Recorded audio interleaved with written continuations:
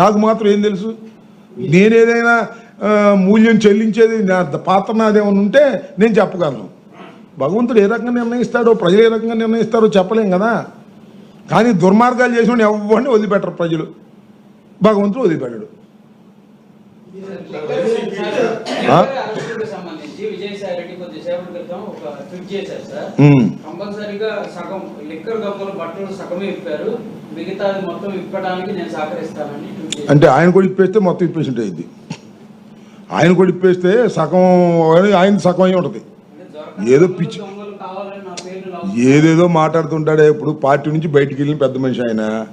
Party నుంచి బయటికి వెళ్ళిన తర్వాత మా మీద బురద జల్లడానికి సిద్ధించుకున్నాడు. చంద్రబాబు చేతిలోకి వెళ్ళిపోయాడు. ఏముంది దానిలో? ఏదైనా మాట్లాడతాడు. అలాంటి వాటికి ఏం సమాధానం చెబుతాం అడ్డుగులుగా మాట్లాడే వాళ్ళకి? మా పార్టీ నుంచి బయటికి వెళ్ళిపోయాడుగా. ఇక మా పార్టీ మీద బురద జల్లే కార్యక్రమం చేస్తున్నాడు. చేసుకొని ఎవడు కాదంట. ఇలాంటి చాలా చూసాం. వైసీపీ నాయకులు పెట్టిన ప్రతి కంప్లైంట్ మీద, ఐటీడీపీ నాయకులు ప్రతి కంప్లైంట్ మీద మేము కేసు రిజిస్టర్ చేస్తాం, రిసిప్ట్ కూడా ఇస్తున్నామని నిన్న హోంమంత్రి చెప్పడాన్ని ఎట్లా చూస్తారు? నా కేసే ఉందిగా. నేను 5 కంప్లైంట్లు ఇచ్చా, ఒక్కటి రిజిస్టర్ చేయలే. ఒక్కటి కోర్టుకి వెళ్ళా, హైకోర్టుకి, అప్పుడు 4 రిజిస్టర్ చేశారు.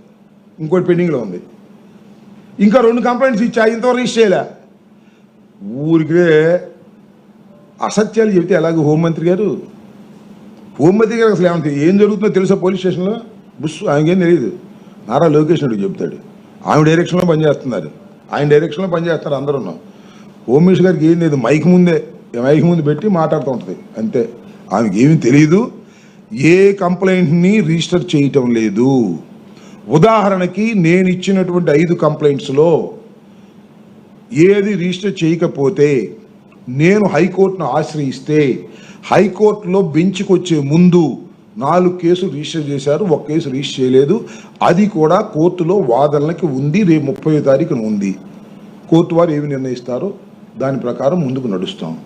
అందువల్ల వైసీపీ ఇచ్చినటువంటి కంప్లైంట్స్ను పక్కన పెడుతున్నారు. తెలుగుదేశం పార్టీ వాళ్ళు ఇచ్చిన కంప్లైంట్స్ని రిజిస్టర్ చేస్తున్నారు. తెలుగుదేశం పార్టీ ఇచ్చిన కంప్లైంట్స్ అంటే వాళ్ళే ఇప్పిస్తారు. చంద్రబాబు నాయుడు గారు, లేదు మన లోకేష్ గారు, లేదు హోంమంత్రి గారు, ఏ అశోక్ ఒక కంప్లైంట్ ఇవ్వు అంబటి రాంబాబు మీద, పలానా ఎస్ఐకి ఫోన్ చేసి అంబటి రాంబాబు మీద కంప్లైంట్ ఇస్తాడు, రిజిస్టర్ చేసి సాయంత్రాన్ని పట్టుకురా. అది కూడా తెల్లారగట్టు పట్టుకురా. తెల్లారగట్టు పట్టుకొస్తే మళ్ళీ తెల్లారగంట లోపల కోర్టులో హాజరుపరచవచ్చు. పబ్లిక్ కోర్టులో కంటే రాత్రిపూట మ్యాజిస్ట్రేట్ ఇంటికి తీసుకెళ్ళి హాజరు పెట్టవచ్చు. ఆ రకంగా ప్లాన్ చేస్తున్నారు. మీరు చూసారా? గోరంట్ల మాధవన్ ఒకరిని, మొన్న కృష్ణవేణిని ఒకరిని, వీళ్ళిద్దరిని పబ్లిక్ కోర్టులో ప్రొడ్యూస్ చేశారు. కరోనందరినీ మ్యాజిస్ట్రేట్ గారి ఇంటి దగ్గరే ఆ టైం ఫిక్స్ చేస్తున్నారు. అంటే గుట్టు చప్పుడు కాకుండా, నిరసన బయటికి రాకుండా కోర్టు హాల్ నిండిపోయింది. మొన్న మీరు చూసారో లేదో? చూసారా? గోరంట్ల మాధవని కోర్టు దగ్గరికి తీసుకొచ్చినప్పుడు కోర్టు హాల్ కిక్కిరిసిపోయింది న్యాయవాదులతో, మా న్యాయవాదులు సో యాక్టివ్. చంద్రబాబు నాయుడు గారి దయ వల్ల కేసులు పెడుతున్నారు, మా వాళ్ళు కోర్టులు వేసుకుంటున్నారు, కోర్టుకు వెళ్తున్నారు, ఆర్గ్యూ చేస్తున్నారు, రిలీఫ్స్ తీసుకొస్తున్నారు. ఒకరోజు అటు ఇటు పోలీస్ కస్టడీని పెడతారు. ఏందో మరి నాకు అర్థం కాల. సోషల్ మీడియా కేసులో కూడా పోలీస్ కస్టడీ అని పెడితే బెయిల్ కొన్నాళ్ళు లాగొచ్చని, ఎక్కువ కాలం నిర్బంధంలో ఉంచొచ్చు అనేది బాబు గారి ఆలోచన. 53 రోజుల లోపల ఎవరికి బెయిల్ రాకూడదని ఆయన ఉద్దేశం. ఎందుకంటే ఆయన 53 రోజులు ఉన్నాడు కదా, అందుకని 53 రోజుల లోపల ఎవరికి బెయిల్ రాకూడదని ఆయన ఉద్దేశం. తనలాగానే అందరూ లోపల ఉండాలి అని ఆయన ఉద్దేశం. నేరం చేసినా చేయకపోయినా. చాలా దుర్మార్గంగా ఉంది వ్యవహారం. ఈ దుర్మార్గానికి నేను చెప్పే ఇందాక మూల్యం చెల్లించదు. ఏ రూపంలో ఉంటుందో నాకు తెలియదు. అది మాత్రం వాస్తవం. బుక్ ఎందుకు? మాకు బుర్రే పెద్దది, బుర్రలు అన్నీ గుర్తుంటాయి. నేనేం బుక్ తయారు చేయట్లే.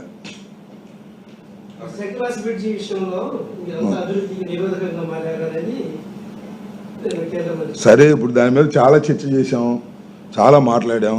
శంకర్లాస్ బ్రిడ్జి సింపుల్ క్వశ్చన్ ఎంపీ గారికి, గౌరవ ఎంపీ గారికి మనవి చేస్తున్నా. Simple question. అంతకుముందు ఎంపీ గారు ఉన్నాడు కదా, ఎవరైనా, గల్లా జయదేవ్ గారి టైంలో వేసినటువంటి డిపిఆర్ ఎందుకు మీరు కాదంటున్నారు చెప్పండి నాకు. సింపుల్. మీ ప్రభుత్వమేగా. మీరేగా.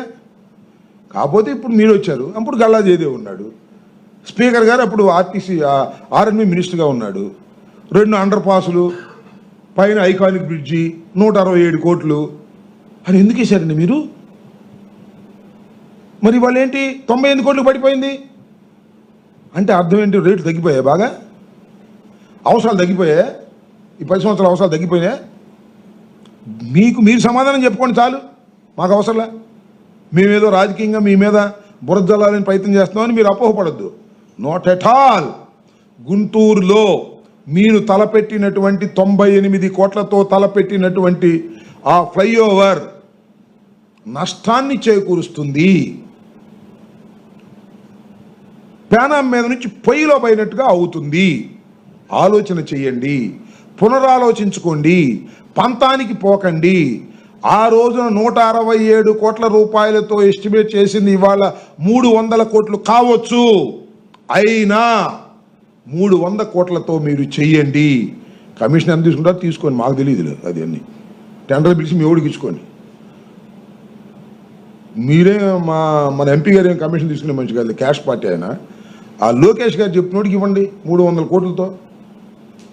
ఏంది ఇది నాకు అర్థం కాలేదు. అదేమంటే మేము రాజకీయంగా బురద జల్లుతా ఉన్నారు. చాలా అన్యాయం జరుగుతుంది గుంటూరు పట్టణానికి. ప్యానం మీద నుంచి పొయ్యిలో పడే పరిస్థితి వస్తుంది. ఆలోచించుకోండి, మీకే చెడ్డ పేరు వస్తుందని చెప్పాం. మేము వినమండి ఎవరి సలహాలు, మేము చేసేస్తాం, ఎవరు అడ్డం వచ్చినా చేసేస్తాం అంటే చేసుకోండి, మీరే అనుభవిస్తారు కర్మ. నేనేం చేయను, జనం తిట్టుకుంటారు మిమ్మల్ని.